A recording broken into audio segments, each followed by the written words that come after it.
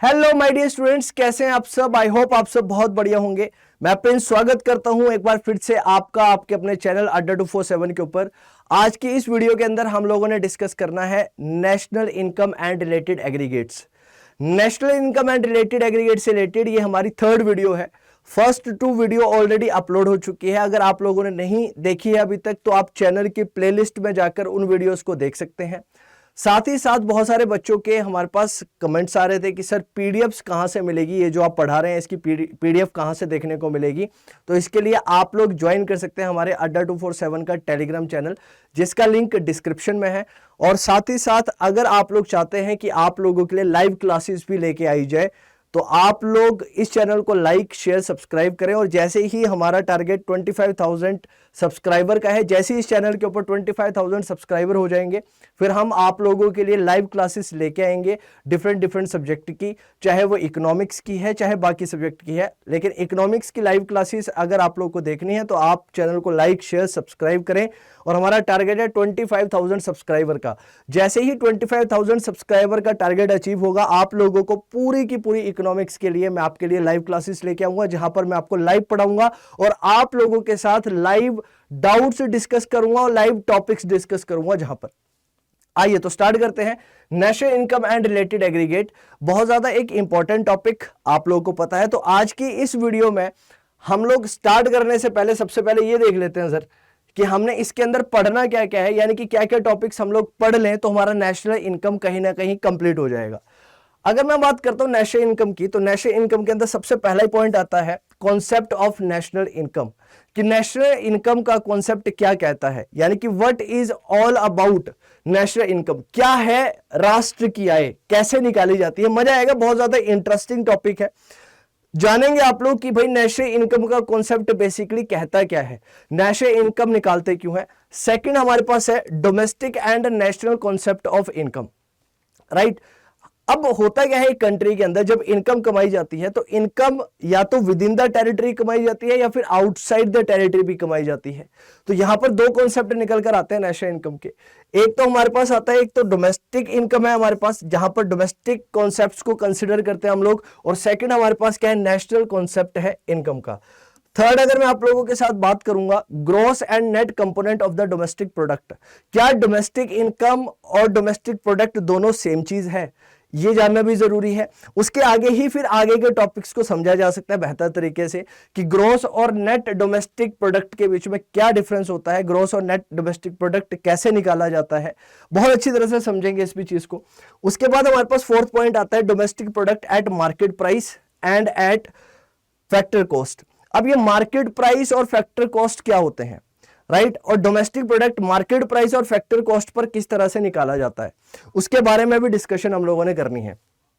उसके बाद हमारे पास आता है sir aggregates related to the national income. National income से रिलेटेड क्या क्या एग्रीगेट्स हैं, कैसे नेशनल इनकम को निकाला जाता है, क्या चीज मिलकर बनाती है हमारी नेशनल इनकम को, उसके बारे में बात की गई है aggregates related to the national income के अंदर। 6 नंबर पर हमारे पास आता है nominal and real GDP. Nominal और रियल जीडीपी क्या होती हैं, नॉमिनल और रियल जीडीपी में बेसिकली डिफरेंस होता क्या है। और लास्ट हमारे पास आएगा GDP welfare, right, gross domestic product welfare. GDP welfare क्या होता है, जीडीपी क्या है और वेलफेयर क्या है, इसके बारे में बात करेंगे, राइट। तो आज की इस वीडियो के अंदर हम लोगों ने डिस्कस करने हैं ये दो इंपॉर्टेंट टॉपिक। क्या है, सबसे पहला कि कॉन्सेप्ट ऑफ नेशनल इनकम क्या कहता है, और दूसरा पॉइंट जो हम लोगों ने डिस्कस करना है वो है डोमेस्टिक एंड नेशनल इनकम का कॉन्सेप्ट क्या कहता है। इसके बारे में डिस्कशन होगी इस वीडियो के अंदर। और बाकी ये जो टॉपिक्स हैं ये सारे के सारे आपको नेक्स्ट वीडियो के अंदर देखने के लिए मिलेंगे। और ये सारे का सारा टॉपिक जो है वो आपकी जो अगली वीडियो रहेगी उस वीडियो के अंदर पूरी तरह से क्या हो जाएगा, कंप्लीट हो जाएगा। तो ये स्टार्ट करते हैं। अगर मैं नेशनल इनकम की आप लोगों से बात करूं कि that what is the basic meaning of national income, तो आप बोलेंगे सर नेशनल इनकम का मतलब है, सीधी सी सेंस में अगर मैं आप लोगों से पूछूं, हिंदी अगर मैं आप लोगों को इसकी बताऊं तो नेशनल इनकम का मतलब होता है एक राष्ट्र की आय, एक देश की आय। तो एक देश की आय कैसे निकाली जाती है उसके बारे में बात करते हैं, ये समझते हैं। तो क्या कहता है सर, नेशनल इनकम क्या है, कुछ पॉइंट है जिसको मैंने हाईलाइट किया और वो थोड़े से इंपॉर्टेंट पॉइंट भी है, ध्यान से समझना। मैंने कहा नेशनल इनकम क्या है, कहते हैं सर नेशनल इनकम एक देश की जो आय है, जो एक देश की आय है, इनकम है, वो रेफर करती है किसको, सम total of the factor incomes earned by the normal resident of a country during the period of an accounting year.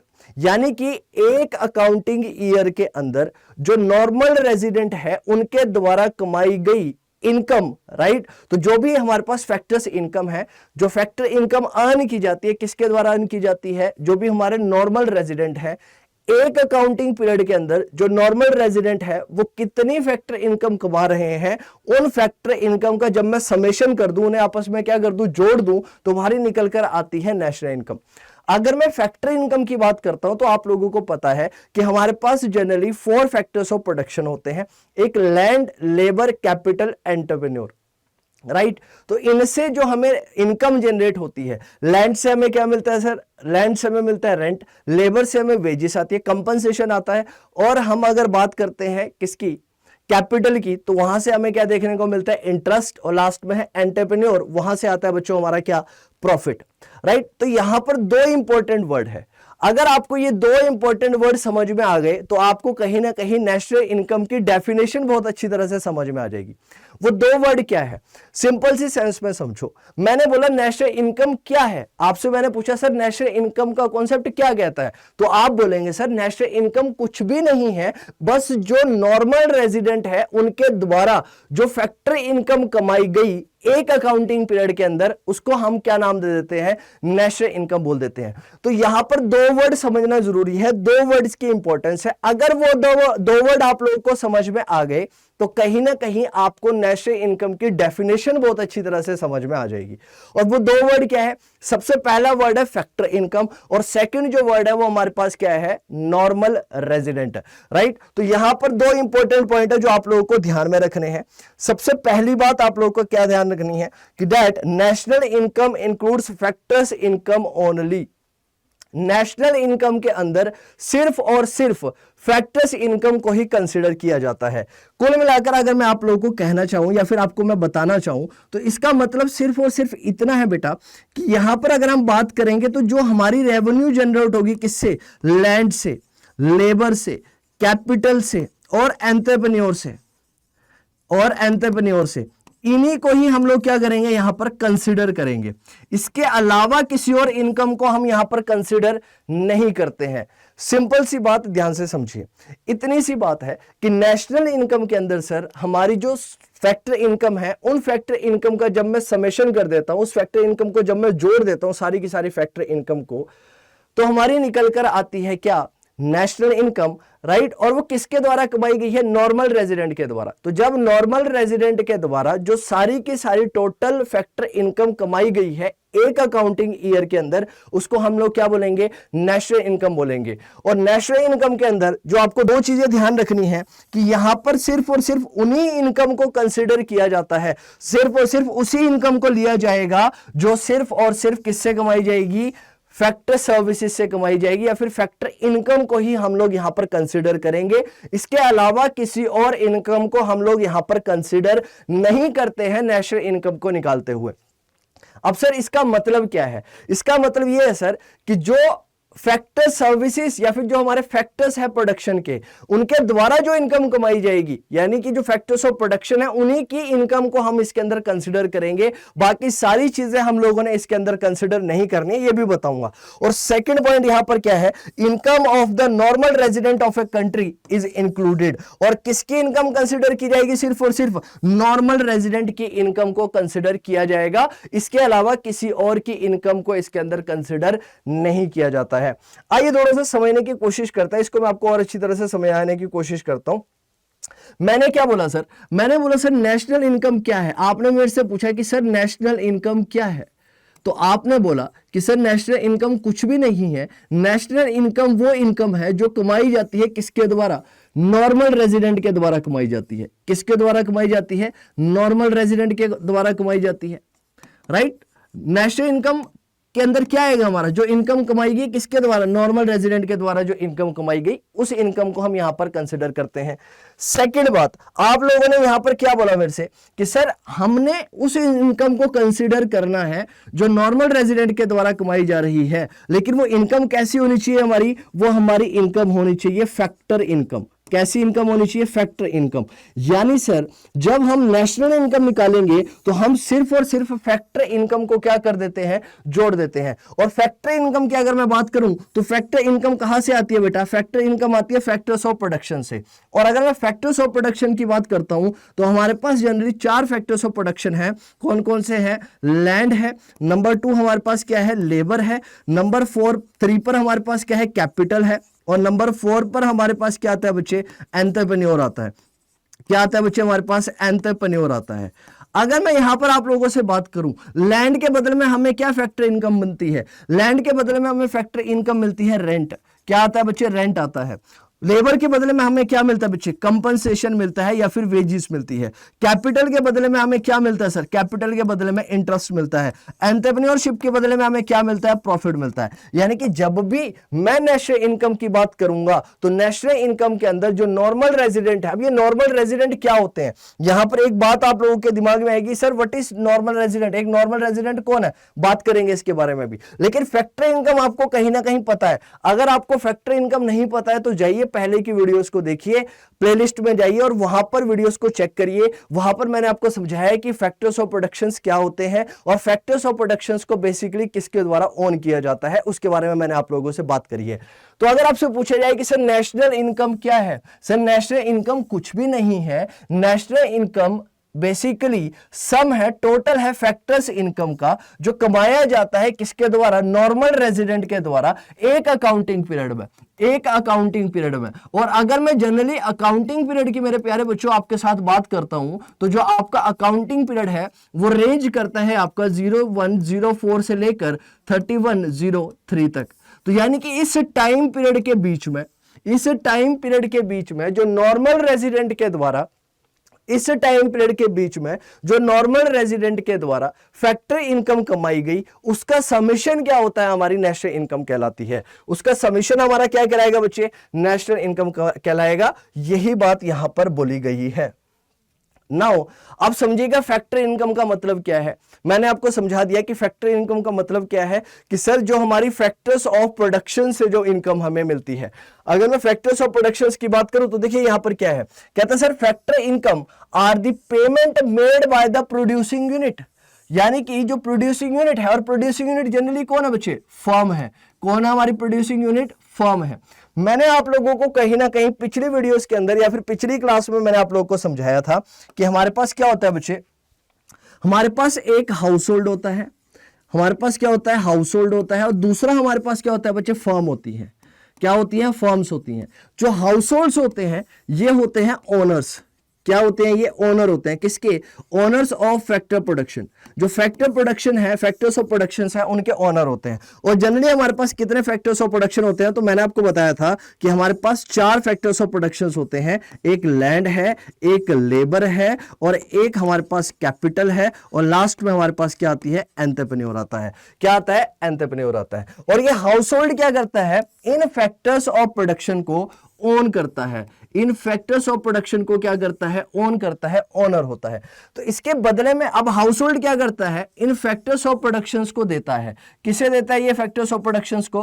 Firms को। तो जब ये फैक्टर्स ऑफ प्रोडक्शंस को हाउस होल्ड किसको देगा? फर्म्स को। तो इसको बोला जाता है बच्चे फैक्टर सर्विसेज। क्या बोला जाता है? फैक्टर सर्विसेज बोला जाता है। और इन फैक्टर सर्विसेज के बदले में जो फर्म है वो क्या करती है बच्चे? पेमेंट करती है। किसे पेमेंट करती है? हाउस होल्ड को, जिसको बोला जाता है बच्चे फैक्टर पेमेंट। क्या बोला जाता है? Factors payment. राइट। तो इन्हीं फैक्टर पेमेंट की यहां पर बात की गई है कि जब हम नेशनल इनकम को कंप्यूट करेंगे तो उसके अंदर राइट क्या कंसिडर किया जाएगा? फैक्टर इनकम को कंसिडर किया जाएगा या फिर इन फैक्टर पेमेंट को कंसिडर किया जाएगा जो फर्म के द्वारा की जा रही है। किसको? हाउस होल्ड को। राइट। लेकिन वो हाउस होल्ड के अंदर भी कौन होना चाहिए? उस हाउस होल्ड की कैटेगरी में हमारे कौन आते हैं? तो ध्यान से समझो मेरे प्यारे बच्चों, उस हाउस होल्ड की कैटेगरी में हमारे कौन आएंगे? बेसिकली नॉर्मल रेजिडेंट आएंगे। यानी कि सिर्फ और सिर्फ जब मुझे नेशनल इनकम कंसिडर करनी है तो उसके अंदर नॉर्मल रेजिडेंट को कंसिडर किया जाएगा, बाकी किसी को भी हम लोग यहां पर कंसिडर नहीं करते हैं। यह बात यहां पर बोली गई है। तो आइए देख लेते हैं एक बार क्या बोला गया है। कहता है factor incomes are the payment. Factor income क्या है सर? ये वो पेमेंट है जो की जा रही है, जो मेड की जा रही है किसके द्वारा? प्रोड्यूसिंग यूनिट के द्वारा। प्रोड्यूसिंग यूनिट कौन है बच्चे? हमारी फर्म है। किसको कर रही है? हाउस होल्ड को कर रही है। क्यों कर रही है? Because they are the owners of the factors of production. तो जब हाउस होल्ड को पेमेंट की जाए किसके द्वारा? फर्म्स के द्वारा, राइट, तो उसको बोला जाता है क्या? Factor payment, right. और वो क्या है? वो फैक्टर पेमेंट एक इनकम है। वो फैक्टर इनकम है किसके लिए? फैक्टर इनकम है हाउस होल्ड के लिए फैक्टर इनकम है। और वो क्यों दे रहे हैं? For the use of there factor services. वो पेमेंट क्यों की जा रही है फर्म्स के द्वारा? यहां पर समझो, ये जो फर्म है ये पेमेंट हाउस होल्ड को क्यों कर रही है? Why this firm is making payment to household? बिकॉज ये इनसे क्या ले रही है? फैक्टर सर्विसेज ले रही है। और इन फैक्टर सर्विसेज के बदले में फिर ये क्या करेगी? इन्हें पेमेंट करने वाली है। ये बात बोली गई है। अब फैक्टर इनकम को हम क्लासिफाई कर सकते हैं 4 पार्ट में। आपकी फैक्टर इनकम कितने पार्ट में क्लासिफाइड होती है सर? 4 पार्ट में क्लासिफाई होती है। सबसे पहले हमारे पास क्या आता है बच्चे? सबसे पहले अगर मैं बात करता हूं तो सबसे पहले हमारे पास आएगा रेंट। क्या है? रेंट। रेंट क्यों दिया जाता है या फिर रेंट हाउस होल्ड के द्वारा क्यों रिसीव किया जाता है? तो it is received by the house hold for the use of there land bye the producing unit. क्योंकि अल्टीमेटली ऐसा बोला जाता है कि सारे के सारे रिसोर्सेज बिलोंग करते हैं आपकी सोसाइटी को। सोसाइटी बेसिकली ओनर है रिसोर्सेज की, और जब वो ओनर है रिसोर्सेज की तो वो बेस्टो करती है, वो देती है किसको? फर्म्स को, कि भैया आप हमसे ये रिसोर्सेज लीजिए और हमारे लिए कुछ प्रोडक्टिव बनाइए, कुछ यूजफुल बनाइए, राइट। एग्जांपल के तौर पर, राइट, सपोज करिए बेटा आपके वहां पर गवावा के बहुत सारे पेड़ हैं, राइट, गवावा के पेड़ हैं, गवावा के ट्रीज है आपके वहां पर। तो आपने वहां से क्या करा बच्चे? गवावा को फेच करा और आपने उसको फर्म्स को दिया कि भैया मुझे इसका गवावा का जूस बना के दो। जैसे कि रियल कंपनी का नाम आपने सुना होगा, जूस बनाती है। वो क्या करती है? आपसे ही तो वो सारे के सारे रिसोर्सेज लेती है, और वो रिसोर्सेज कहीं ना कहीं उसका रॉ मटेरियल है। तो उसको आपसे उसने क्या करा? परचेज करा, राइट। उनको परचेज करने के बाद उसने क्या करा? राइट, अपनी प्रोसेस करी, प्रोडक्शन की प्रोसेस करी और उसको कन्वर्ट करके दिया किसके अंदर? आपको एक फिनिश गुड्स के अंदर, जिसको बोला गया क्या? Real juice, right. जूस के फॉर्म में कन्वर्ट करके आपको दे दिया। तो अब क्योंकि आपने उनको क्या करा बच्चे? आपने उनको रिसोर्सेज दिए, तो रिसोर्सेज के बदले में फर्म आपको क्या करेगी? पेमेंट करेगी। तो जब आप उन्हें लैंड दे रहे हैं, क्या दे रहे हैं बच्चे? आप उन्हें लैंड दे रहे हैं, जमीन दे रहे हैं, राइट, रेंट पर। तो उसके बदले में वो आपको क्या देगी बच्चे? उसके बदले में वो आपको देने वाली है रेंट। उस लैंड के बदले में क्या देगी आपको? वो रेंट देगी। सेकंड नंबर पर मेरे प्यारे बच्चों अगर मैं बात करता हूं तो सेकंड नंबर हमारे पास है कंपनसेशन। कंपनसेशन किसे दिया जाता है? अब जो वो फर्म है, अब मैंने रियल कंपनी का एग्जांपल लिया। अब वो रियल कंपनी एक फर्म है, इसके अंदर कुछ ना कुछ एम्प्लॉइज जो है, वर्कर्स जो है वो काम करेंगे, और जब वो वर्कर उसके अंदर काम करेंगे तो उन्हें उसके बदले में क्या मिलेगा बच्चे? वेजिस मिलेगी, जिसको हम अलग अलग नाम से बोल देते हैं बच्चे। सैलरी बोल देते हैं, वेजिस बोल देते हैं, राइट, प्रोफेशनल फीस बोल देते हैं, राइट, अलग अलग नाम से बोला जाता है। तो कंपनसेशन दिया जाता है किसको? एम्प्लॉइज को। क्यों दिया जाता है? ये रिसीव किया जाता है हाउस होल्ड के द्वारा। क्यों?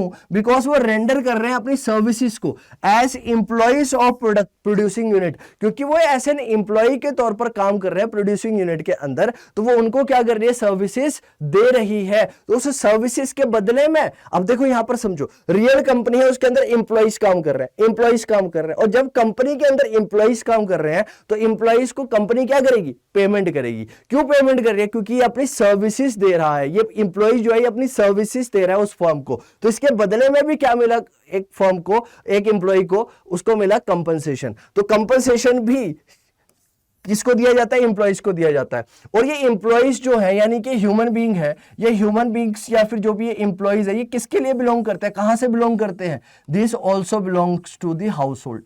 कहां से बिलोंग करते हैं? हाउस होल्ड से बिलोंग करते हैं। थर्ड बच्चे, इंटरेस्ट। इंटरेस्ट क्यों दिया जाता है? कहता है इसके बदले में, किसके बदले में दिया जाता है? क्योंकि वो हाउस होल्ड क्या करता है? कैपिटल इन्वेस्ट करता है।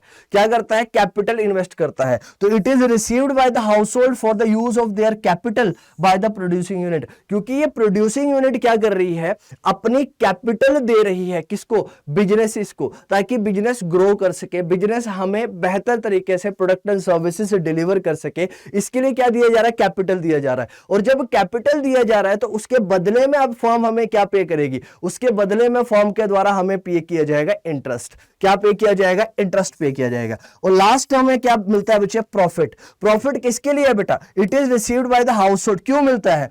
For the use of their entrepreneurial या फिर entrepreneurial skills by the producing unit. क्योंकि प्रोड्यूसिंग यूनिट क्या करती है? हमारी स्किल्स लेती है हमसे। क्या लेती है? स्किल्स लेती है, राइट। उसके बदले में हमें क्या देती है? प्रॉफिट, उसके बदले में क्या देगी, हाउस होल्ड को प्रॉफिट देगी। और ये सारे के सारे कंपोनेंट जो है वो इंक्लूड किए जाते हैं, दीज आर द ओनली, और या कहते हैं these are only included in the calculation of the national income. यानी कि जब हम राष्ट्र की आय निकालेंगे तो याद रखना मेरे प्यारे बच्चों, इन फैक्टर इनकम को ही इंक्लूड किया जाएगा, इसके अलावा किसी और चीज को इंक्लूड वहां पर नहीं करते हैं। तो ध्यान से समझ लो, तो हमने क्या समझा, पूरा का पूरा सार क्या समझा हमने, कि सर जब हम नेशनल इनकम की बात करेंगे तो नेशनल इनकम के अंदर हम दो चीजों को कंसीडर करेंगे सिर्फ और सिर्फ। क्या सर, कि एक तो जितनी भी फैक्टर इनकम कमाई गई किसके द्वारा, हाउस होल्ड के द्वारा उनका समेशन। तो national income is basically the summation of the factor incomes, right, earned by the, जो कमाए गए हैं किसके द्वारा, कमाए गए हैं नॉर्मल रेजिडेंट के द्वारा। किसके द्वारा कमाए गए, नॉर्मल रेजिडेंट के द्वारा। अब नॉर्मल रेजिडेंट वर्ड समझना, फैक्टर इनकम आप लोगों को समझ में आ गया होगा। अब नॉर्मल रेजिडेंट के बारे में समझना कि नॉर्मल रेजिडेंट का मतलब क्या है, नॉर्मल रेजिडेंट के बारे में समझना कि नॉर्मल रेजिडेंट क्या है। आइए सबसे पहले नॉर्मल रेजिडेंट के बारे में समझते हैं कि हु इज नॉर्मल रेजिडेंट। यानी कि सिर्फ और सिर्फ फैक्टर इनकम को कंसिडर किया जाएगा नॉर्मल रेजिडेंट की, इसके अलावा किसी और की इनकम को हम लोगों ने कंसिडर नहीं करना है। यानी कि फैक्टर इनकम अगर नॉर्मल रेजिडेंट के द्वारा किसी और के द्वारा कमाई जा रही है तो उसको हम लोग जब इंडिया की नेशनल इनकम कंप्यूट करेंगे तो उसको कंसिडर यहां पर नहीं करेंगे। तो याद रखना, तो नॉर्मल रेजिडेंट कौन है, हु आर नॉर्मल रेजिडेंट, मैं किसे नॉर्मल रेजिडेंट मारूंगा। तो सबसे पहली बात बोलता है कि नॉर्मल रेजिडेंट वो है जो ऑर्डिनरी रिजाइड कर रहा है कंट्री में, यानी कि वो पूरी तरह से इंडिया के अंदर रह रहा है, यानी कि इंडिया के अंदर रहता है, इंडिया के रिसोर्सेज का यूज करता है, उसको हम क्या बोलेंगे, वो क्या है, हमारा ऑर्डिनरी रेजिडेंट है। और सेकंड में अगर मैं बात करूंगा, वो क्या करता है, अपना इकोनॉमी, उसका जो इकोनॉमिक इंटरेस्ट है, उसका जो इकोनॉमिक इंटरेस्ट है वो पूरा का पूरा उसी कंट्री के अंदर क्या करता है, लाई करता है। तो यानी बच्चों ध्यान से समझना, अभी मैं इसको बहुत अच्छी तरह से समझाऊंगा आपको कि ऑर्डिनरी रिजाइड का मतलब क्या है, इकोनॉमिक इंटरेस्ट का मतलब क्या है। ध्यान से समझो, कहने का मतलब सिर्फ और सिर्फ इतना है कि भाई जब हम नॉर्मल रेजिडेंट की बात करेंगे तो नॉर्मल रेजिडेंट की कैटेगरी के अंदर हम उसकी बात करेंगे, एक ऐसे पर्सन की बात करेंगे जो पूरी तरह से इंडिया के अंदर रह रहा है। और सेकंड बात क्या है कि उसका इकोनॉमिक इंटरेस्ट भी, एंड लिखा है बेटा यहां पर, ध्यान से समझना, यहां पर और नहीं है, यहां पर एंड है, यानी ये दोनों कंडीशंस कहीं ना कहीं होनी चाहिए, तब वो एक पर्सन जो है वो नॉर्मल रेजिडेंट की कैटेगरी के अंदर आपका आने वाला है। सबसे पहली कंडीशन क्या है कि वो ऑर्डिनरी पूर्ण तहत वो इंडिया के अंदर क्या करे, रिसाइड करे, वो इंडिया के अंदर रह रहा हो। सेकंड, उसका जो इकोनॉमिक इंटरेस्ट है, यानी कि मॉनेटरी रिलेटेड एस्पेक्ट, जो भी उसका इंटरेस्ट है, मनी से रिलेटेड जो भी एस्पेक्ट है, वो सारा का सारा इंडिया से हो रहा हो, यानी कि वो इंडिया के ही रिसोर्सेज को यूज कर रहा हो और इंडिया से ही इनकम कमा रहा हो, तब हम उसको कंसिडर करेंगे कि वो नॉर्मल रेजिडेंट है। एग्जांपल के तौर पर हम समझते हैं, जैसे कि हमारे पास क्रिकेटर्स हैं, क्रिकेटर्स की कैटेगरी में हमारे पास जैसे मान लो बच्चे विराट कोहली है। अगर मैं विराट कोहली की बात करता हूं तो क्या ये नॉर्मल रेजिडेंट होगा? तो सबसे पहले समझिए, क्या ये इंडिया के अंदर रहता है? जी सर, इंडिया के अंदर रहता है, ऑर्डिनरी रिजाइड करता है। अब ये ऑर्डिनरी रिजाइड का मतलब क्या है ये भी समझेंगे। विराट कोहली इंडिया के अंदर है, जी हाँ इंडिया के अंदर है। क्या वो यहां से, क्योंकि वो इंडिया के लिए खेलता है, इंडिया के ही इकोनॉमिक रिसोर्सेज का यूज कर रहा है, तो कहीं ना कहीं उसका इकोनॉमिक इंटरेस्ट भी कहां है, इंडिया के अंदर ही लाई करता है। तो क्या ये नॉर्मल रेजिडेंट होगा? जी हाँ, नॉर्मल रेजिडेंट होगा। तो क्या इस नॉर्मल रेजिडेंट के द्वारा जो भी इनकम कमाई जाएगी, किसकी जो भी इनकम कमाई जाएगी, वो इनकम कौन सी रहेगी? फैक्टर इनकम रहेगी। कौन सी रहेगी? Factor income. तो वो जो भी फैक्टर इनकम इसके द्वारा कमाई जाएगी वो किस में ऐड की जाएगी? देश की नेशनल इनकम को कंप्यूट करने में ऐड की जाएगी।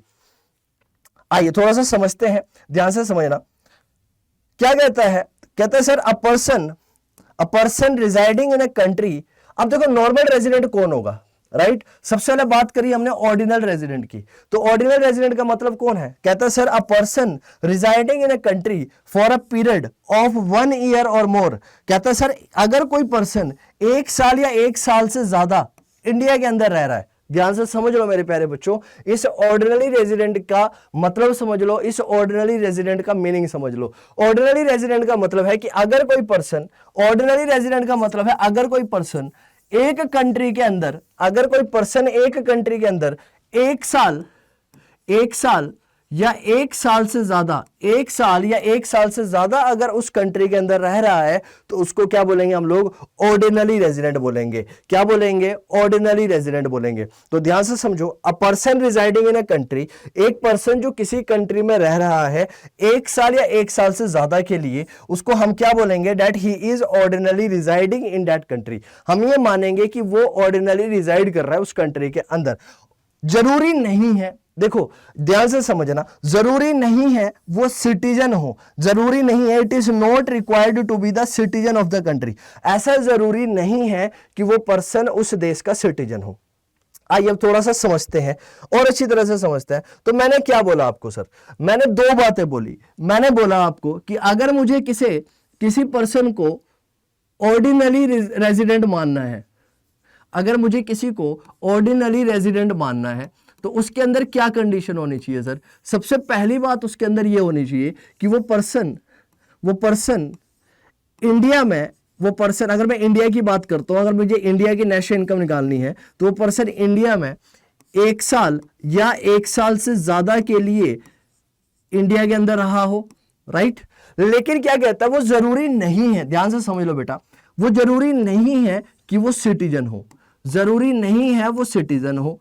ऐसा नहीं है कि भाई वो सिटीजन हो, सिटीजन होना जरूरी नहीं है। अब ध्यान से समझना, ये जो सिटीजनशिप है ये हमारा लीगल राइट है बेटा, ये हमें लॉ से मिलता है। दिस इज लीगल राइट, ये लीगल राइट है, ये हमें लॉ से मिलता है। अब एग्जांपल के तौर पर आइए समझते हैं। जैसे कि आपने एक बहुत अच्छे एक्टर के बारे में सुना होगा जिनका नाम है अक्षय कुमार। क्या नाम है उनका? अक्षय कुमार नाम है।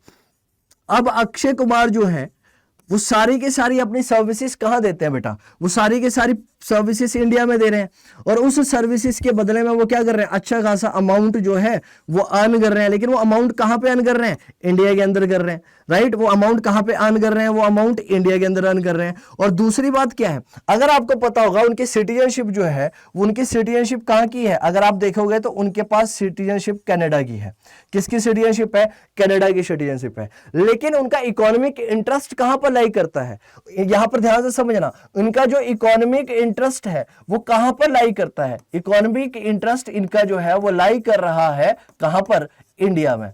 क्योंकि इनका इकोनॉमिक इंटरेस्ट इंडिया के अंदर लाई कर रहा है, जरूरी नहीं है कि वो सिटीजन है, क्योंकि वो सिटीजन भी नहीं है। उनके पास सिटीजनशिप कहां की है? कनाडा की सिटीजनशिप है। लेकिन उनको कंसीडर किया जाएगा क्या करते टाइम पर? जब हम नॉर्मल रेजिडेंट की डेफिनेशन में मानेंगे। क्योंकि जब हम नॉर्मल रेजिडेंट की डेफिनेशन के बारे में बात करते हैं तो नॉर्मल रेजिडेंट के अंदर एक पर्सन जो ऑर्डिनरी इंडिया के अंदर रह रहा है, दूसरी बात एंड उसका जो इकोनॉमिक इंटरेस्ट जो है वो इंडिया के अंदर होना चाहिए। क्या होना चाहिए?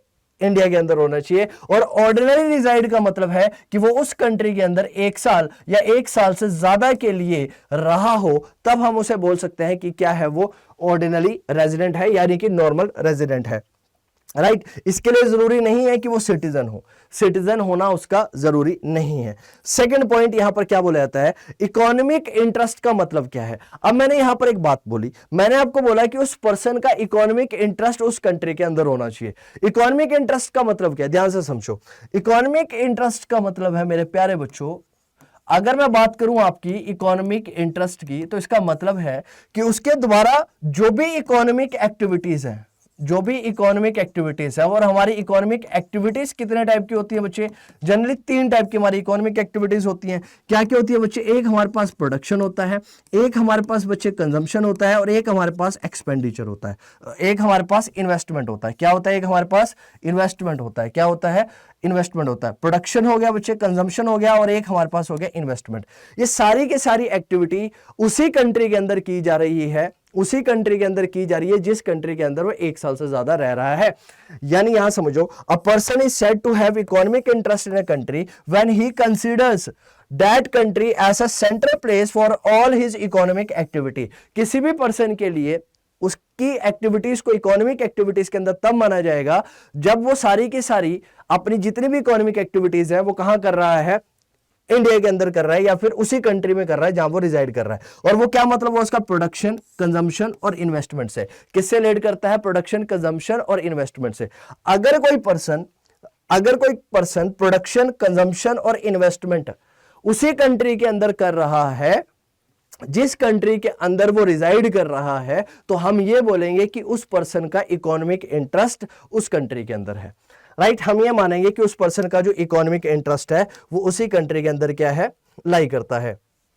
तो मेरे प्यारे बच्चों ध्यान से समझो, मैंने आपको क्या समझाया कि किसी पर्सन को अगर नॉर्मल रेजिडेंट की कैटेगरी में मुझे डालना है, क्या डालना है, मुझे अगर किसी पर्सन को नॉर्मल रेजिडेंट की कैटेगरी में डालना है तो मैं क्या बोलूंगा कि नॉर्मल रेजिडेंट सर, सबसे पहली बात, अगर किसी पर्सन को नॉर्मल रेजिडेंट मुझे मानना है कि अगर कोई पर्सन नॉर्मल रेजिडेंट है तो सबसे पहली बात वो क्या होना चाहिए, ऑर्डिनरी रेजिडेंट होना चाहिए।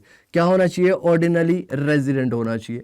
और सेकंड बात उसके अंदर क्या होनी चाहिए, उसके अंदर सेकंड बात क्या होनी चाहिए, जो भी उसका इकोनॉमिक इंटरेस्ट है, जो भी उसका इकोनॉमिक इंटरेस्ट है वो उस कंट्री के अंदर ही होना चाहिए। इकोनॉमिक इंटरेस्ट भी उसी कंट्री के अंदर उसका क्या करना चाहिए, लाई करना चाहिए। एग्जांपल के तौर पर, अब मैंने बोला कब मैं किसी पर्सन को ऑर्डिनरी रेजिडेंट मानूंगा, कब मैं किस पर्सन को बोलूंगा कि वो ऑर्डिनरी रेजिडेंट है। तो ध्यान से समझो, मैं किसी पर्सन को ऑर्डिनरी रेजिडेंट तब बोलूंगा, मैं किसी पर्सन को ऑर्डिनरी रेजिडेंट तब बोलूंगा जब वो उस कंट्री के अंदर, जब वो उस कंट्री के अंदर 1 साल या 1 साल से ज्यादा के लिए, 1 साल या 1 साल से ज्यादा के लिए अगर उस कंट्री के अंदर रहता है तो मैं बोलूंगा कि वो क्या है, सबसे पहली बात वो ऑर्डिनरी रेजिडेंट की कैटेगरी में आता है।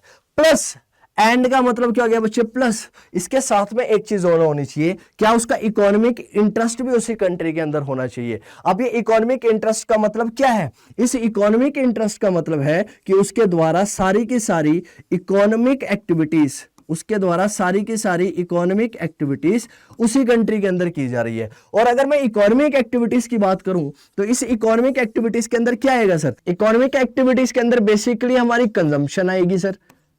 अगर मैं कंजम्पशन भी उसी कंट्री में कर रहा हूं, दूसरी बात सर प्रोडक्शन भी उसी कंट्री में कर रहा हूं और इन्वेस्टमेंट भी उसी कंट्री में कर रहा हूं, ये तीनों की तीनों चीजें अगर सेम कंट्री के अंदर हो रही है तो हम ये बोल सकते हैं कि उस पर्सन का इकोनॉमिक इंटरेस्ट उस कंट्री के अंदर क्या करता है, लाई करता है। तो आई होप आप लोगों को ये समझ में आया होगा कि इकोनॉमिक इंटरेस्ट क्या होता है और नॉर्मल रेजिडेंट के लिए इकोनॉमिक इंटरेस्ट की क्या इंपॉर्टेंस है।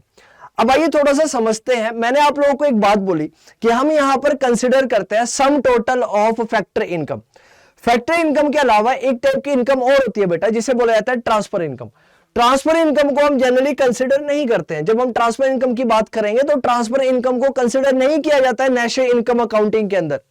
क्यों नहीं किया जाता है सर? क्योंकि फैक्ट्री इनकम एक ऐसी इनकम है जिसको आपने मेहनत करके कमाया है सर, यानी कि फैक्ट्री इनकम मेहनत करके कमाई जाती है। ट्रांसफर इनकम की बात करूं तो ट्रांसफर इनकम हम मेहनत करके नहीं कमा रहे हैं सर। चैरिटी के तौर पर अगर मान लो मुझे कोई इनकम मिलती है, हेल्प के तौर पर मुझे कोई इनकम मिल रही है, डोनेशन के तौर पर मुझे कोई इनकम मिल रही है, क्योंकि मैं इनकम कमा नहीं रहा किसी भी तरह की फैक्टर सर्विसेज देने की वजह से, इसीलिए उसको इंक्लूड नहीं किया जाएगा नेशनल इनकम अकाउंटिंग के अंदर। ध्यान से समझ लो बेटा क्या कहा गया है। कहते हैं transfer incomes are received by a person as help, donation और charity since it is not earned as reward for rendering factor services, क्योंकि उसको एक रिवॉर्ड के तौर पर नहीं कमाया गया फैक्टर सर्विसेज देने के लिए, इसलिए उसको इंक्लूड नहीं किया जाएगा। So it is not included in the estimation of the national income, इसलिए नेशनल इनकम एस्टिमेशन में उसको इंक्लूड नहीं किया जाता है। तो आइए बेटा जल्दी से समझ लेते हैं। फैक्टर इनकम एक ऐसी इनकम है जो फैक्टर सर्विसेज देने की वजह से कमाएगी।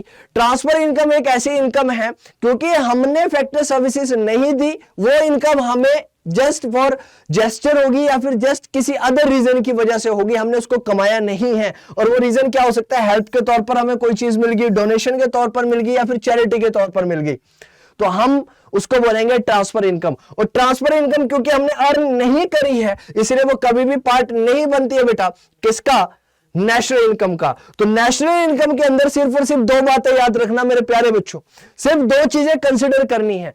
पहली बात यह है कि वो पर्सन क्या होना चाहिए, नॉर्मल रेजिडेंट होना चाहिए। जब भी नेशनल इनकम काउंट की जाएगी तो नेशनल इनकम के अंदर हम नॉर्मल रेजिडेंट की इनकम को काउंट करेंगे। और दूसरी चीज क्या है, वो नॉर्मल इनकम कहां से, नॉर्मल रेजिडेंट को इनकम कहां से होनी चाहिए, फैक्टर इनकम होनी चाहिए, यानी कि फैक्टर इनकम आनी चाहिए वहां पर। अब ध्यान से समझना, मीनिंग की अगर मैं बात करता हूं तो फैक्टर इनकम का मतलब क्या है, कहता है sir it refers to the income received by the factors of productions for rendering factor services in the process of production. Production के प्रोसेस के दौरान जो फैक्टर सर्विसेज देने की वजह से जो इनकम मिली उसको बोला फैक्टर इनकम। ट्रांसफर इनकम का मतलब क्या है? ये वो इनकम है जो रिसीव्ड होती है without rendering any production services. यहां पर किसी भी तरह की प्रोडक्शन सर्विसेज नहीं कर रहे हैं। प्रोडक्शन सर्विसेज ना करने की वजह से जो मुझे इनकम मिली उसको बोला हमने क्या? Transfer income. एग्जांपल मैंने आपको यहां पर बताया सर। एग्जांपल क्या हो सकता है? एग्जांपल जैसे कि हमारे पास हो सकती है डोनेशन। क्या हो सकती है? डोनेशन। हमने किसी से हेल्प ली, डोनेशन ली, तो वो सारी की सारी किस में जाएगी? ट्रांसफर इनकम में। दूसरी बात करते हैं नेचर की। नेचर की बात करूं तो नेशनल इनकम अकाउंटिंग के अंदर और डोमेस्टिक इनकम अकाउंटिंग के अंदर हम फैक्टर इनकम को क्या करते हैं बच्चे? कंसीडर करते हैं। वहीं पर मैं ट्रांसफर इनकम की बात करूं तो ट्रांसफर इनकम को ना तो नेशनल इनकम अकाउंटिंग करते टाइम पर ना डोमेस्टिक इनकम अकाउंट करते टाइम पर इंक्लूड किया जाएगा। ध्यान से समझ लो, एक चीज समझना कि फैक्टर इनकम को कंसीडर किया जाएगा नेशनल इनकम अकाउंटिंग करते टाइम पर। ट्रांसफर इनकम को कभी भी इंक्लूड नहीं किया जाता है क्योंकि वो हमने इनकम फैक्टर सर्विसेज की वजह से या फैक्टर सर्विसेज देने की वजह से नहीं कमाई, इसलिए उसको कभी भी नेशनल इनकम अकाउंटिंग के अंदर नहीं इंक्लूड किया जाएगा। चाहे हम डोमेस्टिक इनकम की बात करें, चाहे हम नेशनल इनकम की बात करें, कहीं पर भी इसको इंक्लूड नहीं किया जाएगा। अब डोमेस्टिक इनकम क्या है, नेशनल इनकम क्या है, बात करेंगे इसके बारे में भी आगे चल के। सेकंड कॉन्सेप्ट की अगर मैं बात करूं तो ये एक अर्निंग कॉन्सेप्ट है क्योंकि यहां पर आप अर्न कर रहे हो। क्यों अर्न कर रहे हो सर? क्योंकि आप फैक्टर्स ऑफ प्रोडक्शन क्या कर रहे हो? दे रहे हो, रेंडर कर रहे हो, राइट? इसीलिए आपको क्या मिल रही है? अर्निंग हो रही है, इसलिए अर्निंग कॉन्सेप्ट है। ये रिसीट कॉन्सेप्ट है क्योंकि यहां पर आपको सिर्फ पेमेंट मिल रही है लेकिन सोर्स आपका फैक्टर इनकम या फिर फैक्टर सर्विसेज नहीं है। सेकेंड बात करता हूं receipt. It is received bye factors of production जैसे कि land, labour, capital and enterprise. It is generally received by house hold and government. ये जनरली हाउस होल्ड और गवर्नमेंट के द्वारा ये मिलती है और यहां पर किसको मिलती है? ये फैक्टर्स ऑफ प्रोडक्शन को इनकम मिलती है। Example rent, wages, interest and profit. यहां पर जैसे कि हमें स्कॉलरशिप मिली, ओल्ड एज पेंशन मिली, अनएम्प्लॉयमेंट अलाउंस मिला, ये सारी की सारी हमारी इनकम नहीं है। क्या ये हमारी इनकम नहीं है? जी सर, इनकम तो है लेकिन ये इनकम हमने फैक्टर सर्विसेज की वजह से नहीं कमाई, इसलिए इसको इंक्लूड नहीं करेंगे नेशनल इनकम अकाउंटिंग करते टाइम पर। मेरे प्यारे बच्चों समझिएगा। तो आपको ये चीजें समझ में आ गई होगी, आपको ये नॉर्मल रेजिडेंट का कॉन्सेप्ट भी समझ में आ गया होगा। अब आपको ध्यान में रखने वाली बात क्या है? अब आपको ध्यान क्या रखना है? इंपॉर्टेंट पॉइंट जो ध्यान रखना है, पॉइंट टू रिमेंबर, बहुत इंपॉर्टेंट पॉइंट है और ये याद रखना, कभी दिक्कत नहीं आएगी फिर नेशनल इनकम के अंदर। समझना क्या कहता है? कहता है नेशनल इनकम के अंदर इंक्लूड किया जाएगा only the normal resident of the country. It does not include the income of non resident even when they happen to be the citizen of the country. अब कोई पर्सन है, अब वो citizen है एक कंट्री का, अब एक पर्सन है, ध्यान से समझ लो मेरे प्यारे बच्चों। अगर मैं एक पर्सन की बात करता हूं, अगर वो सिटीजन भी है एक कंट्री का, अगर वो क्या है? सिटीजन भी है एक कंपनी का, तब भी हम उसकी नेशनल इनकम अकाउंटिंग करते टाइम पर हम उसको कंसिडर नहीं करेंगे। अब आप चीज ध्यान समझ लो, इधर सीधा सा एक कॉन्सेप्ट है, सीधा सा फंडामेंटल है कि अगर मैं पर्सन की बात करूंगा तो सिर्फ और सिर्फ रेजिडेंट की इनकम को इंक्लूड किया जाएगा नेशनल इनकम निकालते टाइम पर। नॉन रेजिडेंट की इनकम को हम लोग कंसिडर इसके अंदर नहीं करते हैं। Non resident income is not included in the process of calculating the national income. National income अगर मुझे चाहिए तो नेशनल इनकम निकालते टाइम पर सिर्फ और सिर्फ मैं नॉर्मल रेजिडेंट की इनकम को कंसिडर करता हूं। और नॉर्मल रेजिडेंट का मतलब क्या है वो आप लोग ऑलरेडी जानते हैं क्योंकि आप लोग ऑलरेडी वो पढ़ चुके हैं। अब अगर आपको समझ में आया तो कुछ क्वेश्चंस हैं, इन क्वेश्चंस के आंसर करिएगा। क्वेश्चन क्या है? Which of the followings are treated as a normal resident of India. इनमें से मैं किसको नॉर्मल रेजिडेंट मानूंगा? इंडिया का। सबसे पहले क्या है बच्चे? An American tourist staying in India for 6 month. एक अमेरिकन टूरिस्ट है, वो इंडिया के अंदर रह रहा है 6 महीने से। Foreigner visiting India for medical treatment. एक फॉरेनर है, इंडिया आया मेडिकल ट्रीटमेंट के लिए, क्या उसको इंक्लूड करना चाहिए? थर्ड हमारे पास है ambassador of India in the rest of the world. Ambassadors को इंक्लूड करना चाहिए। देन हमारे पास है local people of India working in the office of the international monetary fund in India. IMF की ऑर्गेनाइजेशन के अंदर लोकल इंडियन पर्सन जो है वो वर्क कर रहे हैं इंडिया के अंदर। Indian working as the director of the office of the international monetary fund located in India, right. Indian work कर रहे हैं एज ए डायरेक्टर, राइट। कहां पर? इंटरनेशनल मॉनेटरी फंड जो कहां पर है? इंडिया के अंदर। Indian workers crossing the borders regularly to work in Nepal, right. Indians worker regularly border को क्रॉस कर रहे हैं काम करने के लिए नेपाल के अंदर। Indian official working in Indian embassy in China.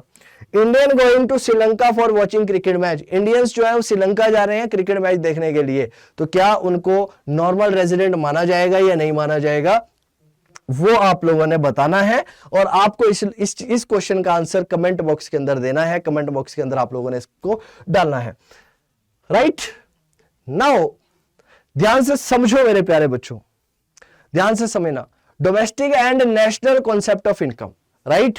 ध्यान से समझो, दो चीजें हैं, एक हमारे पास है बच्चे डोमेस्टिक और एक हमारे पास है नेशनल। डोमेस्टिक और नेशनल के अंदर बेसिकली क्या दिक्कत है या फिर क्या कंसर्न है डोमेस्टिक और नेशनल में? डोमेस्टिक इनकम क्या है, नेशनल इनकम क्या है, दोनों में डिफरेंस है? जी सर है। अब दोनों में सिमिलरिटी भी है सर, ध्यान से समझ लो। हमारी डोमेस्टिक के अंदर और हमारी नेशनल इनकम के अंदर सिमिलरिटी भी है और डिफरेंस भी है। जब मैं डोमेस्टिक की बात करूंगा बच्चे, जब भी मैं डोमेस्टिक इनकम की बात करूंगा तो डोमेस्टिक इनकम निकालते टाइम पर और फैक्टर और हमारी नेशनल इनकम निकालते टाइम पर हम किसकी बात करेंगे? हम बात करेंगे फैक्टर इनकम्स की। ये सिमिलरिटी है। किसकी बात करेंगे? फैक्टर इनकम की बात करेंगे। यानी कि हमें फैक्टर्स ऑफ प्रोडक्शन से जो इनकम मिलेगी उसके बारे में बात की जाएगी, चाहे वो डोमेस्टिक इनकम हो चाहे नेशनल इनकम हो। डिफरेंस क्या है सर? डोमेस्टिक इनकम को कंप्यूट करते टाइम पर हम सिर्फ और सिर्फ ऑर्डिनल रेजिडेंट की इनकम को कंसिडर करते हैं, यानी कि नॉर्मल रेजिडेंट, जिसको कि आपने क्या बोला बच्चे? नॉर्मल रेजिडेंट बोला। आप नॉर्मल रेजिडेंट की इनकम को क्या करोगे? कंसिडर करोगे। लेकिन जब आप नेशनल इनकम निकालोगे, राइट, तो वहां पर हमें कुछ चीजें ध्यान रखनी पड़ेगी। तो समझो, both domestic income and national income include the basic element of the factor income, rent, interest, compensation and profit. इन चारों चीजों को इसके अंदर क्या किया जाएगा? इंक्लूड किया जाएगा। डोमेस्टिक इनकम की अगर मैं बात करूं, यहां पर समझ लो मेरे प्यारे बच्चों, ध्यान से समझना आज ये बात। जब मैं डोमेस्टिक इनकम की बात करूंगा, अगर मैं आपसे बात कर रहा हूं डोमेस्टिक इनकम की, किसकी बात कर रहा हूं बच्चों? डोमेस्टिक इनकम की बात कर रहा हूं। तो यानी कि डोमेस्टिक इनकम का दूसरा नाम क्या है बच्चे? उसको मैं बोल सकता हूं NDP at factor cost. NDP at factor cost, net domestic product. ध्यान से समझ लो, डोमेस्टिक इनकम का मतलब क्या बच्चे? NDP at factor cost. NDP का मतलब क्या हो गया? Net domestic product at factor cost. Net domestic eight factor cost. अगर कहीं पर एनडीपी एफसी देखने को मिले, नेट डोमेस्टिक प्रोडक्ट एफसी देखने को मिले, फैक्टर कॉस्ट देखने को मिले, इसका मतलब वो किसकी बात कर रहा है? डोमेस्टिक इनकम की बात कर रहा है। तो देखो, domestic income NDP factor cost is the sum of the factor income generated within the domestic territory of a country, no matters who generate it, normal resident or non resident। समझ लो मेरे प्यारे बच्चों, ये हमारा प्यारा भारत है, ये हमारा प्यारा भारत है, ये हमारा प्यारा भारत है। समझ लो, ड्राइंग ज्यादा अच्छी नहीं है लेकिन समझाने के लिए आप लोगों को थोड़ा सा बताना पड़ रहा है या फिर बता रहा हूं, राइट। ऐसे समझ लो, ये हमारा इंडिया है। तो हम जब डोमेस्टिक इनकम की बात करेंगे तो इसके अंदर क्या आएगा? जो भी इनकम जनरेट की गई, जो भी इनकम कमाई गई, जितनी भी फैक्टर इनकम कमाई गई, कहां पर? डोमेस्टिक टेरिटरी के अंदर। डोमेस्टिक टेरिटरी के अंदर जो भी इनकम कमाई गई। अब ये डोमेस्टिक टेरिटरी का मतलब क्या है? ये बाउंड्री, ये बाउंड्री। अब इसी को इंक्लूड किया जाता है क्या डोमेस्टिक टेरिटरी के अंदर? नहीं सर। यहां पर अगर मैं डोमेस्टिक टेरिटरी की बात करूंगा तो इस डोमेस्टिक टेरिटरी के अंदर पॉलिटिकल टेरिटरी नहीं आती। यहां पर हम पॉलिटिकल टेरिटरी की बात नहीं करते हैं, बल्कि यहां पर हम इकोनॉमिक टेरिटरी की बात करते हैं। किसकी बात करते हैं? इकोनॉमिक टेरिटरी की बात करते हैं। और इकोनॉमिक टेरिटरी के अंदर बहुत सारी चीजें आती हैं, बात करेंगे इसके बारे में भी। अब मैंने यहां पर आपको बताया, ये हमारा प्यारा भारत है। तो क्या कहता है? डोमेस्टिक इनकम जब मैं लूंगा, जिसको कि मैंने क्या बोला बेटा? NDP at factor cost, net domestic product at factor cost बोला, एनडीपी एट फैक्टर कॉस्ट बोला। इसका मतलब क्या है? कहता है sir, sum total of the factor income, sum total of the factor income जो जनरेट की जा रही है within the domestic territory of a country, no matter who earns. यानी कि अगर मुझे डोमेस्टिक इनकम निकालनी है, अगर मुझे डोमेस्टिक इनकम चाहिए, तो इस डोमेस्टिक टेरिटरी के अंदर जो भी पर्सन फैक्टर इनकम कमा रहा है, राइट, चाहे वो एक नॉर्मल रेजिडेंट है, चाहे वो एक नॉन रेजिडेंट है, नॉर्मल रेजिडेंट या फिर नॉन रेजिडेंट, दोनों को मिला दो बेटा, दोनों को जोड़ दो with in the domestic territory. Domestic territory के अंदर जो ये दोनों इनकम कमा रहे हैं वो हमारी क्या है, डोमेस्टिक इनकम है। वहीं पर अगर मैं नेशनल इनकम की बात करूं, नेशनल इनकम की जब आपके सामने बात की जाएगी, ध्यान से समझो, जब आपसे बात हो रही है नेशनल इनकम की, किसकी बात हो रही है, नेशनल इनकम की, तो मेरे प्यारे बच्चों जब नेशनल इनकम की बात होगी तो इसका मतलब है आपसे बात की जा रही है नेशनल इनकम, याद रखिएगा NNP, right, eight factor cost, यानी कि नेट नेशनल प्रोडक्ट। क्या है ये आपका net national product factor cost. दूसरी बात, पहली बात क्या याद रखना, डोमेस्टिक का मतलब क्या हो गया बच्चे, NDP फैक्टर कॉस्ट। नेशनल का मतलब क्या हो गया, नेशनल इनकम का मतलब हुआ NNP एट फैक्टर कॉस्ट, यानी कि net national product at factor cost. इसका मतलब क्या है सर, कहता है sir it is the some total of the factor income. यहां पर भी फैक्टर इनकम, यहां पर भी फैक्टर इनकम, जो किसके द्वारा कमाई जा रही है, earned by the normal resident of the country, no where it is generated within the domestic territory और आउटसाइड। यहां पर ध्यान से समझो, अगर मुझे डोमेस्टिक इनकम निकालनी है, सीधी सी बात, अगर मुझे डोमेस्टिक इनकम निकालनी है तो उसको मैं बोलूंगा NDP factor cost, net domestic product at factor cost, right. जब मुझे नॉर्मल इनकम निकालनी है तो नॉर्मल इनकम निकालने का मतलब है कि जो भी डोमेस्टिक टेरिटरी के अंदर फैक्टर इनकम कमाई गई रेजिडेंट और नॉन रेजिडेंट दोनों के द्वारा, रेजिडेंट प्लस नॉन रेजिडेंट दोनों के द्वारा, दोनों को इंक्लूड करेंगे तो उसको बोलेंगे डोमेस्टिक इनकम। अगर मैं नेशनल इनकम की बात करता हूं तो नेशनल इनकम को क्या बोलता है, NNP eight factor cost, net national product at factor cost. और जब मैं ये निकालूंगा इसका मतलब क्या है, जो भी फैक्टर इनकम कमाएगी किसके द्वारा, रेजिडेंट के द्वारा, और रेजिडेंट के द्वारा जो भी इनकम कमाएगी कहां पर, कहीं भी कमाए, all over the India, all over the world, पूरे के पूरे वर्ल्ड के अंदर या फिर पूरे के पूरे इंडिया के अंदर, इंडिया के डोमेस्टिक टेरिटरी के अंदर, अगर कोई राइट रेजिडेंट इनकम कमा रहा है, कहीं भी कमा रहा है, इंडिया के अंदर या इंडिया के बाहर, तो उसको बोला जाएगा नेशनल इनकम। क्या बोला जाएगा, नेशनल इनकम, राइट। लेकिन शर्त सिर्फ एक है, यहां पर नॉर्मल रेजिडेंट आएगा, सिर्फ और सिर्फ नॉर्मल रेजिडेंट को कंस्टिट्यूट करेंगे। लेकिन डोमेस्टिक इनकम के अंदर हम normal as well as non resident दोनों को कंसिडर करते हैं सर। बस ये ध्यान रखिएगा मेरे प्यारे बच्चों, यही इंपॉर्टेंट पॉइंट है याद रखने के लिए। अब ये हमारा प्यारा भारत है, ये हमारा प्यारा भारत है। अगर मुझे भारत की बात करनी है, अगर मैं इंडिया की बात करता हूं तो यानी कि मैं इसकी किसकी बात कर रहा हूं, पॉलिटिकल बाउंड्री की बात कर रहा हूं, ये देखो। लेकिन इकोनॉमिक बाउंड्री की हम यहां पर जनरली क्या करते हैं मेरे प्यारे बच्चों, बात करते हैं, किसकी बात करते हैं, इकोनॉमिक बाउंड्री की बात करते हैं। ध्यान से समझना। तो मैंने क्या कहा, मैंने आपसे कहा था, कहता sir it is important to understand the meaning of the domestic territory. Domestic territory का मतलब समझना जरूरी है। क्यों जरूरी है सर डोमेस्टिक टेरिटरी का मतलब समझना, क्योंकि सर इकोनॉमिक्स के पर्सपेक्टिव से डोमेस्टिक टेरिटरी का मतलब सिर्फ और सिर्फ पॉलिटिकल टेरिटरी नहीं है। डोमेस्टिक टेरिटरी का मतलब सिर्फ और सिर्फ पॉलिटिकल टेरिटरी नहीं है, इसको इंक्लूड नहीं किया जाएगा। इसका बहुत ज्यादा वाइडर एरिया है, बहुत ज्यादा वाइडर रेंज है इसकी, और उसको यहां पर हमने नाम दिया क्या बच्चे, यहां पर हमने उसको बोला इकोनॉमिक टेरिटरी। क्या बोला बच्चे, इकोनॉमिक टेरिटरी। और जब मैं इकोनॉमिक टेरिटरी की बात करूंगा तो इसका मतलब यहां पर वाटरवेज भी आएगा, ये वाटर का एरिया जो है वो भी आएगा, यानी कि इसकी वाइडर टर्म से बात करेंगे अभी। तो कहता है domestic territory not only includes the political territory, इसमें सिर्फ और सिर्फ पॉलिटिकल टेरिटरी नहीं आएगी, सिर्फ और सिर्फ इस एरिया के अंदर जितना भी ट्रेड या फिर जितना भी फैक्टर इनकम कमाई जा रही है वो नहीं आएगी, इसके अलावा भी और चीजें आएगी। In economics we talks about the economic territory, यानी कि जब मैं डोमेस्टिक इनकम निकालूंगा तो मैं सिर्फ और सिर्फ पॉलिटिकल टेरिटरी की बात नहीं करूंगा, यहां पर मैं इकोनॉमिक टेरिटरी की बात करूंगा। और इकोनॉमिक टेरिटरी का जो ऑब्जेक्टिव है, उद्देश्य है, वो बड़ा है as compare to the normal territory, as compare to the normal territory. ध्यान रखिएगा इस बात को। इकोनॉमिक टेरिटरी का मतलब क्या है, कहता है sir economic territory is the geographical territory और administered by a government within which person goods and capital circulate freely. अब ध्यान से समझो, इकोनॉमिक टेरिटरी का मतलब क्या हुआ सर? पॉलिटिकल टेरिटरी का मतलब क्या गया बच्चे? हमारी बाउंड्री। पॉलिटिकल टेरिटरी का मतलब क्या? हमारा प्यारा भारत। लेकिन कहता है इकोनॉमिक टेरिटरी की जब मैं बात करूंगा तो इसका मतलब क्या है? कहता है सर ये हमारी जियोग्राफिकल टेरिटरी है। क्या है हमारी? ये जियोग्राफिकल टेरिटरी है, जहां पर हमारी तीन चीजें याद रखना, जहां पर हमारी गुड्स, जहां पर हमारा पर्सन और हमारी कैपिटल आसानी से फ्लो कर सकती है। जहां पर हमारी गुड्स, पर्संस और कैपिटल आसानी से इजीली फ्लो कर सकती है, वो हमारी इकोनॉमिक टेरिटरी है। यानी जिस जिस जगह पर हमारी गुड्स, पर्सन और कैपिटल आसानी से जा सकते हैं, आ रहे हैं, जा रहे हैं, वो हमारी इकोनॉमिक टेरिटरी है। लेकिन पॉलिटिकल टेरिटरी सिर्फ और सिर्फ रिस्ट्रिक्टेड है हमारी नेशन की टेरिटरी तक, हमारे नेशन की टेरिटरी तक रिस्ट्रिक्टेड है। नाउ डोमेस्टिक टेरिटरी के अंदर क्या क्या आता है बच्चे? डोमेस्टिक टेरिटरी के अंदर क्या क्या आएगा? ध्यान से समझ लो, ये बहुत ज्यादा इंपॉर्टेंट है, समझ लीजिएगा, इंपॉर्टेंट है।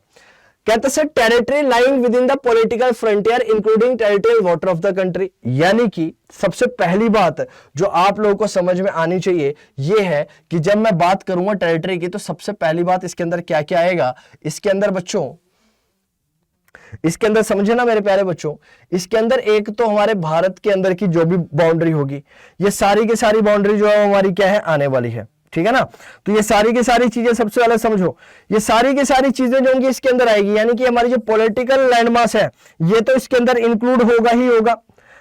ठीक है, इसको तो हम लोग क्या करेंगे, इसके अंदर इंक्लूड करेंगे ही करेंगे। तो यानी कि सबसे पहले डोमेस्टिक बाउंड्री के अंदर हमारा क्या आता है, पॉलिटिकल टेरिटरी आती है। यानी कि हमारे पास क्या आ गया, हमारे पास टेरिटोरियल वाटर आ गया। क्या आ गया बच्चे? सबसे पहले हमारे पास टेरिटोरियल वाटर्स आ गए, टेरिटोरियल वाटर्स आ गए। आइए यहां पे समझते हैं इसको ज्यादा अच्छी तरह से समझना। जब मैं बात करूंगा इकोनॉमिक बाउंड्री की, तो इकोनॉमिक बाउंड्री के अंदर किसे कंसिडर किया जाता है? इकोनॉमिक बाउंड्री के अंदर मैं किसे कंसिडर करूंगा? तो सबसे पहले मैंने बात करी बच्चे हमारा टेरिटोरियल वाटर। क्या आएगा हमारा? Territorial water. सेकंड हमारा क्या आता है बच्चे? सेकंड हमारी आएगी हमारी जितने भी डिफेंस बेसिस हैं, जो भी हमारे डिफेंस बेसिस हैं वो भी इसके अंदर आएंगे। Third Indian vessels, Indian vessels and aircrafts, वो भी इसके अंदर आएंगे। फोर्थ हमारी natural gas and oil rigs. Fifth अगर मैं बात करता हूं आपसे इंडियन एम्प्लॉइज, हमारे जो भी इंडियन एम्प्लॉइज हैं जिसको हमने बोला consulates working all over the world, working all over the world, इसको भी इसके अंदर क्या किया जाता है, इंक्लूड किया जाता है।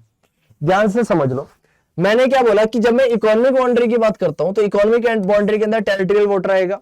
हमारी डिफेंस बेसिस, डिफेंस बेसिस का मतलब क्या है कि मान लो बेटा राइट, हमारी डिफेंस बेस जो है वो इंडिया के अंदर तो है ही, लेकिन ये मान लो बेटा इंडिया के बाहर है, अमेरिका में भी एक हमारा क्या है, डिफेंस बेस है। तो ये भी किसके अंदर इंक्लूड होगा, हमारी इकोनॉमिक टेरिटरी के अंदर होगा। Indian vessels and aircraft, vessels का मतलब हो गया बच्चे आपकी शिप्स, जनरली ऐसा मान लो इसके अंदर क्या आएगा, आपकी शिप्स।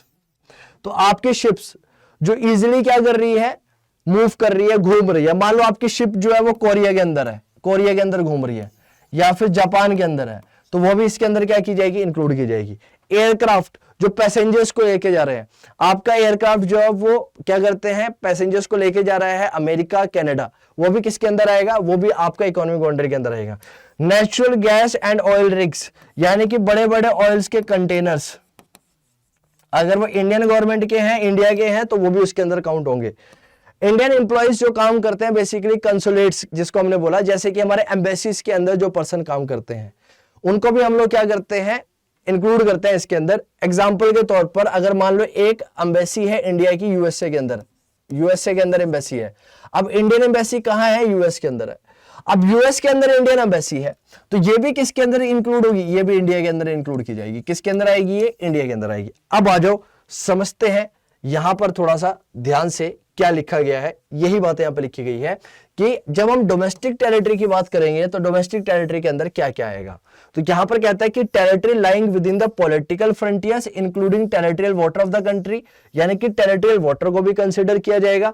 सेकंड, शिप्स और एयरक्राफ्ट जो ऑपरेट किए जा रहे हैं किसके द्वारा? रेजिडेंट ऑफ द कंट्री के द्वारा different part of the world के अंदर, उसको भी इंक्लूड किया जाएगा। जैसे कि इंडियन शिप्स है जो मूव कर लिया आसानी से श्रीलंका, कोरिया के अंदर। पैसेंजर प्लेन्स है जो ऑपरेट किए जा रहे हैं एयर इंडिया के द्वारा अमेरिका और कनाडा के बीच में, ये भी डोमेस्टिक टेरिटरी का पार्ट बनेगा, ये भी डोमेस्टिक टेरिटरी के अंदर आएगा। Third, fishing vessels, natural gas rigs और ऑयल रिग्स जो कि ऑपरेट किए जा रहे हैं रेजिडेंट ऑफ इंडिया के द्वारा, और इंटरनेशनल वाटर्स जो कि इंगेज्ड है extraction in which country have the exclusive right of exploitation. यानी कि अगर इंटरनेशनल वाटर के अंदर, यानी कि इंटरनेशनल लेवल पर वाटर, यानी कि इंडिया की जो बाउंड्री है उसके अलावा अगर मान लो वाटर बॉडीज है उसके बाहर जाकर भी अगर मान लो जहां पर हमारे पास एक्सक्लूसिव राइट है वहां से चीजों को एक्सट्रैक्ट करने का, उसको भी वहां पे कंसीडर किया जाता है। जैसे कि फिशिंग बोट्स जिसको इंडियन फार्मर्स के द्वारा, इंडियन फिशरमैन के द्वारा ऑपरेट किया जा रहा है इंटरनेशनल वाटर बॉडीज के अंदर, तो उसको भी कंसीडर करेंगे, उसको भी डोमेस्टिक टेरिटरी हम मानेंगे। फोर्थ, अगर मैं बात करता हूं एम्बेसीज, कंसुलेट्स और जो मिलिट्री इस्टेब्लिशमेंट्स हैं कंट्री के अंदर जो कि कहां लोकेटेड है? Abroad. Example, Indian embassy America USA के अंदर, वो किसके अंदर इंक्लूड होगी? इंडियन डोमेस्टिक टेरिटरी के अंदर आएगी। और अमेरिकन एम्बेसी कहां पर? इंडिया के अंदर, वो कहां पर आएगी? डोमेस्टिक टेरिटरी ऑफ अमेरिका के अंदर कैलकुलेट की जाएगी, उसको इंडिया के अंदर कैलकुलेट नहीं किया जाएगा। यहां पर कैलकुलेट इसको नहीं करते हैं। अब अगर आपको ये टॉपिक समझ में आया तो आप इन कुछ क्वेश्चनों के आंसर दीजिएगा। ये क्वेश्चंस आपके आगे लिखे हैं। क्वेश्चन क्या है कि which of the followings are the element of the domestic territory of the India, कि इनको डोमेस्टिक टेरिटरी ऑफ इंडिया के अंदर आना चाहिए या नहीं आना चाहिए। सबसे पहले आपके पास है फ्रेंच कंपनी जो कहां पर है? इंडिया में है। एक कंपनी जिसको इंडियन के द्वारा ओन किया जाता है चाइना में, राइट। उसके बाद एक branch of Microsoft office in India, office of the Reliance Industries in USA. उसके बाद Tata rented its building to Microsoft New York के अंदर, इंडियन एम्बेसीज इन रशिया, और लास्ट में हमारे पास है brand of Punjab National Bank in China, right. एक ब्रांच है पंजाब नेशनल बैंक की कहां पर? चाइना के अंदर। तो इसको इसके अंदर इंक्लूड करना चाहिए या नहीं इंक्लूड करना चाहिए वो आप लिख कर बताइएगा। और इसके आगे के जो भी कॉन्सेप्ट है वो हम डिस्कस करेंगे अगली वीडियो के अंदर। और आई होप आप लोगों को ये वीडियो अच्छी लगी होगी। अगर आप लोगों को ये वीडियो अच्छी लगी है तो चैनल को लाइक, शेयर, सब्सक्राइब करना मत भूलिएगा। और मिलते हैं आप लोगों से अगली वीडियो के अंदर। तब तक के लिए take care and God bless you all.